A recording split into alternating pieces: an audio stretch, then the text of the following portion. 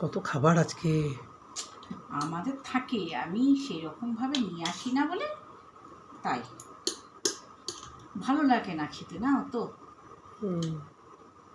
মাঝে মধ্যে আমার মনে হয় না ঠিক আছে তাই। দেখো বন্ধুরা, আমি পাঁপড় ভেজে এইভাবে রেখে দিই। বাহ, আরে সাবাস, মিষ্টি দেখো জি। এই মিষ্টিটা কি বলতো বন্ধুরা, আগেই যখন ক্যামেরাটা চলে আসলে মিষ্টির দিকে, মিষ্টির কথাটা বলে নি।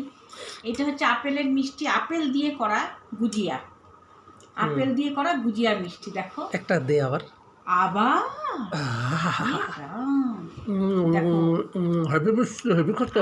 তৈরি করা এই রেসিপিটা যদি মানে তোমরা মনে করো যে ইচ্ছে আছে জানবার বা খাওয়ার ইচ্ছে আছে করে খাবে, তাহলে আমার চ্যানেলে যাবে, আমি আর আমার ইচ্ছা 75-এ গিয়ে এই ভিডিওটা দেখতে পারবে। এটা আপেল দিয়ে গুজিয়া তৈরি করেছি, তো সেইটাও আমি নিয়ে বসেছি যে শেষ পাতে একটা, আজকে চাটনি আচার কিছুই নেই, তাই একটা গুজিয়া মুখে দেবো। না, একটা খেলে শত্রুতা হয়।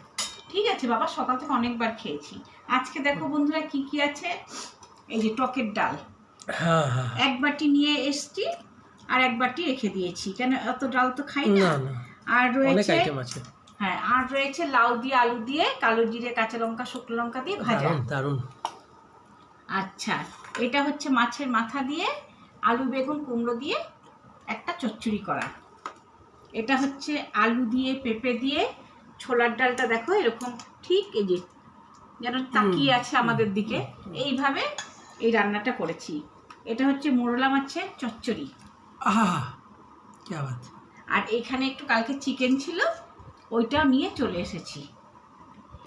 ওই মোরলা মাছের চচ্চড়িটা পেয়েছি, আর চিকেন খাবো না, সবই টেস্ট করবো আজকে।